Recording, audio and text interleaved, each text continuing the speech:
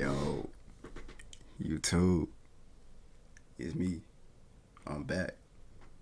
And I ain't sick no more, man. So we back with the reactions. We got when stupid cops arrest FBI. Shout out God. Let's get into it. You're not giving me a break. You're harassing me at this point. I'd like to leave. May I leave now, please? Where'd you get this? That's issue 2. Issue 2? Federal Bureau of Investigation badge? I do feel like I'm being detained. Am I being detained? Am I being detained? You're the one who called me here. So Call 911. Call. I need a medical attention right now. Unlock me. hey, turn around. Let me see your hands. Turn around. Let me see your hands. Okay, let me see your hands. I need to see some ID. Get on the ground.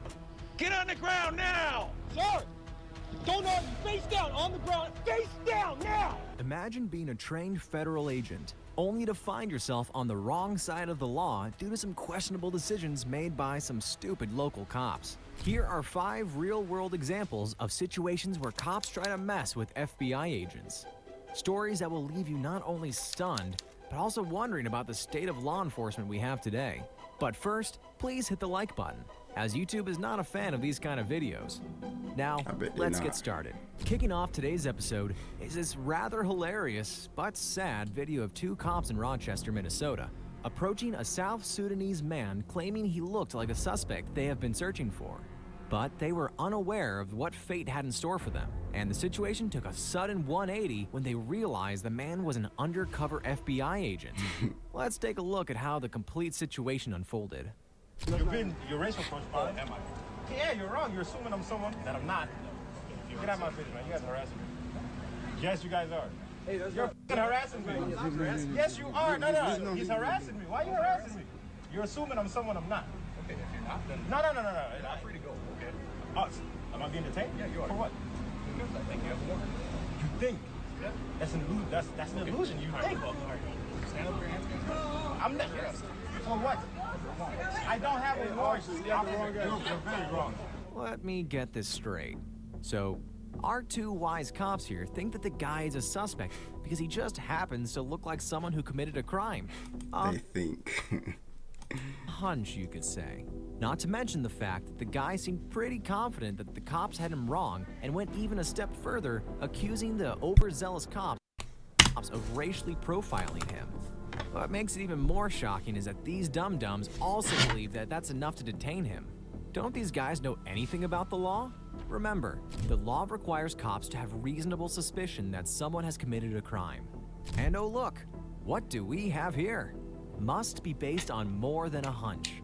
What this means is anything these cops did from here on was way beyond legal. Get them suspended. And was unconstitutional.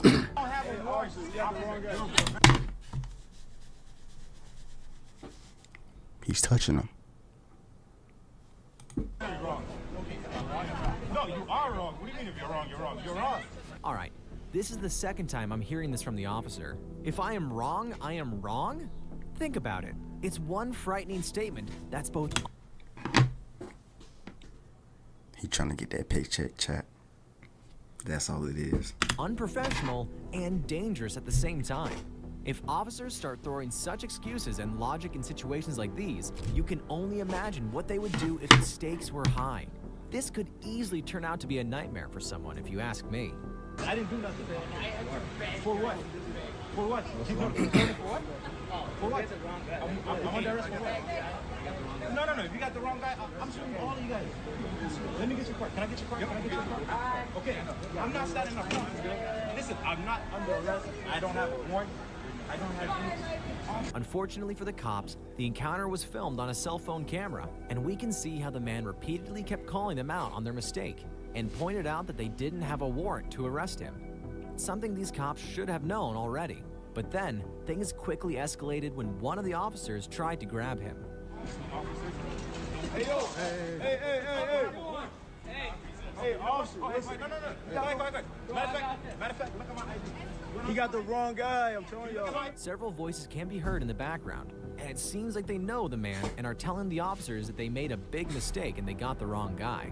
You guys do got the wrong guy. You guys are f***ing stupid. That's not you. You guys are racial profile thinking I'm somebody. Take some cuffs off. You guys really had nothing else to go to college for but be a cop and harass me? To assume I'm somebody I'm not? My ID's in my back pocket.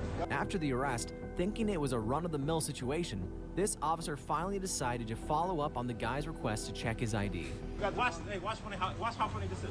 Little does he know, he's in for a shock. Oh, what does that say? What does that say? Oh! Wrong guy. Oh! Wrong guy. Oh my God! Turns out, the person in cuffs is not just any suspect. Goofy.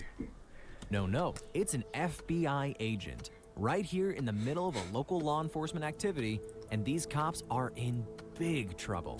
You can only imagine the cop's expression, utter shock. It's not every day you arrest someone, and they flash an FBI badge in your face. I love when people just do something wrong and look stupid right after.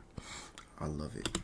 Just notice how this arrogant cop shifts from constantly establishing direct eye contact with the supposed suspect to avoiding any eye contact entirely after inspecting the ID.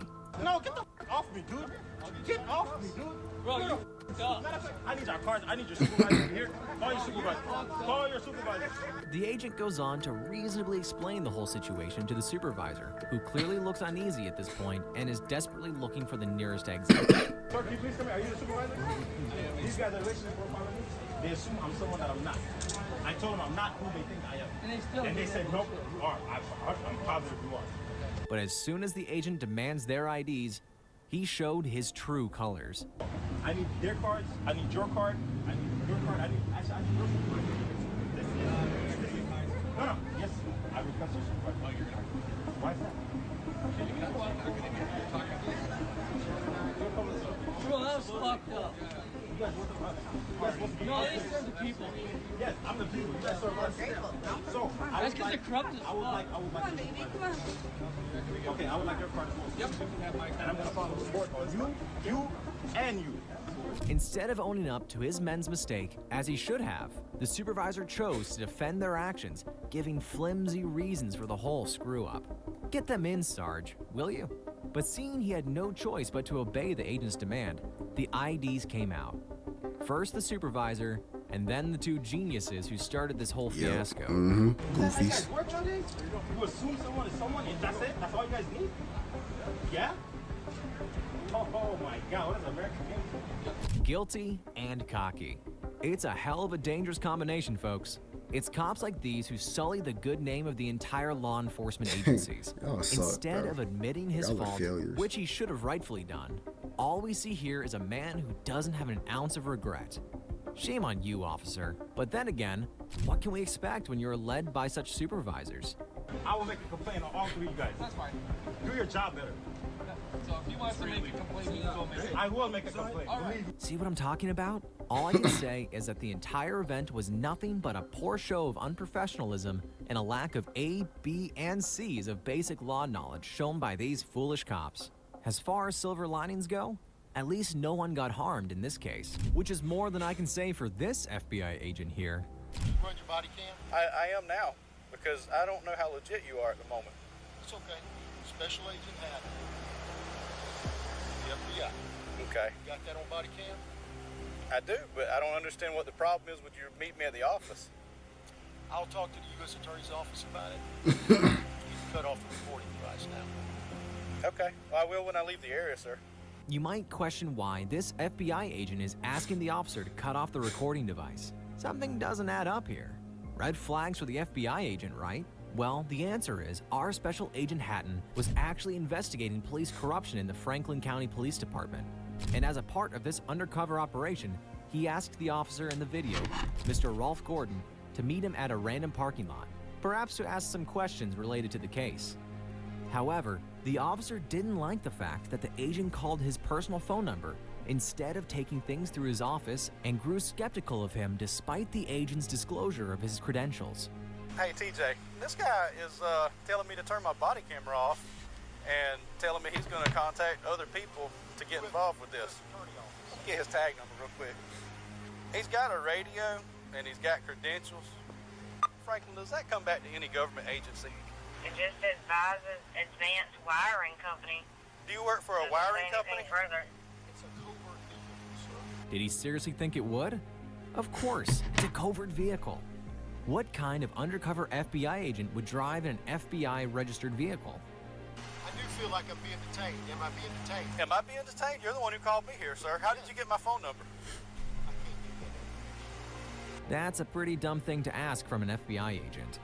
Hey, if an FBI agent is investigating you, rest assured he knows your number, your address, your affairs, your wife's affairs. Hell, he might even know your breakfast, lunch, and dinner patterns, including what types of boxers you like to wear. It's also important to note here that Agent Hatton had valid reasons for seeking such an informal meeting with Deputy Gordon, as revealed later in the interaction when Agent Hatton subtly hints at his potential involvement in a more extensive inquiry into the sheriff's office that goes beyond the scope of the deputy's citation while conversing with his supervisor. You can't call anybody in the PD because the PD is just here backing this guy up. It's Franklin County that's holding. So you have to call the sheriff to let him and his deputies have him stopped here and are holding me. He's going to ask why. You're not going to be able to tell him. The plot thickens. Anyway, the officer later goes on to detain him, giving sloppy reasons like, "Oh, I don't trust you being an FBI agent, and you are being uncooperative," when in truth, he was the one who denied checking the agent's registration. Hey, you are detained at this time, sir. Hey, I don't think this guy's legit, man. But you're being very uncooperative with me. You asked me to come up here. You called my personal cell phone number. You can't tell me how you got it. Your vehicle's coming back to a wiring company, not the It's FBI. a covert vehicle. Okay.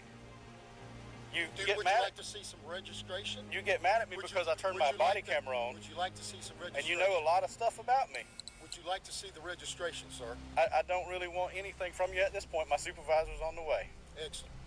Uncooperative? Really? First, Yeah, I ain't gonna lie. Some people in this world just dumb, bro. do your job as an officer. As the dilemma continued, Agent Hatton even showed his license and his badge for the second time. I don't like cops. I don't like y'all at all. Not even a tad bit. I don't like y'all at all. Y'all goofy. To Officer Gordon, but somehow Oh, y'all Gordon goofy. remained unconvinced. Eventually, multiple supervisory officers arrived on the scene, but they were even worse than Officer Gordon and decided to arrest him and put him in the back of the patrol car.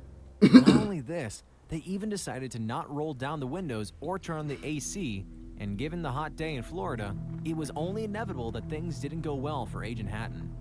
Yes, sir. There, brother. Okay. All right. I'm turning it on right now. Open the door. I can't breathe. Sir, I can't open the door. You're being detained right now. As time passed, the agent started complaining, and in spite of his repeated plea, the cop continued to ignore him. You're burning me up, brother. I had the defroster on. No, you didn't. Brother, I need air. God almighty. All of a sudden, they receive a phone call that should put the entire event to rest. 33, go ahead. He is legit. 10-4. All right, that's what I'm doing right now.